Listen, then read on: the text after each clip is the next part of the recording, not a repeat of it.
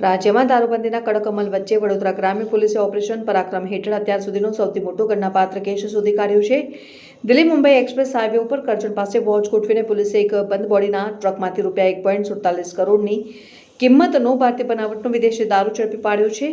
ઓપરેશનની વિગત ચોક્કસ બાતમી અને ફિલ્મી ડબે પીછો રેન્જ આઈજી સંદીપસિંહ અને એસપી સુનિલ અગ્રવાલની સૂચના મુજબ એલસીબીની ટીમ પેટ્રોલિંગમાં હતી। તે દરમિયાન એએસઆઈ ભૂપતભાઈ અને હેડ કોન્સ્ટેબલ વિનોદસિંહને ચોક્કસ બાતમી મળી હતી કે કર્ણાટક પાર્સિંગની એક ટ્રકમાં દારૂનો મોટો જથ્થો સુરત ભરૂચ થઈને વડોદરા તરફ આવી રહ્યો છે। બાતમીના આધારે સાપા ગામની સીમમાં એક્સપ્રેસ હાઈવે ઉપર નાકાબંધી કરી ટ્રકને કોર્ડન કરી ઝડપી લેવામાં આવી હતી। મુદ્દામાલની આંકડાકીય વિગત પોલીસે ટ્રકની તલાશી લેતા અંદરથી પુઠ્ઠાના બોક્સમાં છુપાવેલ દારૂની પેટીઓ મળી આવી હતી। વિદેશી દારૂની પેટીઓ 985 પેટી, દારૂની કિંમત 1,47,51,360। આટા ટ્રકની કિંમત 72 લાખ, કુલ જપ્ત મુદ્દામાલ 1,62,56,360। પોલીસે સ્થળ ઉપરથી ટ્રક ડ્રાઈવર ભવરલાલ મોટારામ જાટને ઝડપી લીધો છે। પૂછપરછમાં ચોંકાવનારો ખુલાસો થયો છે।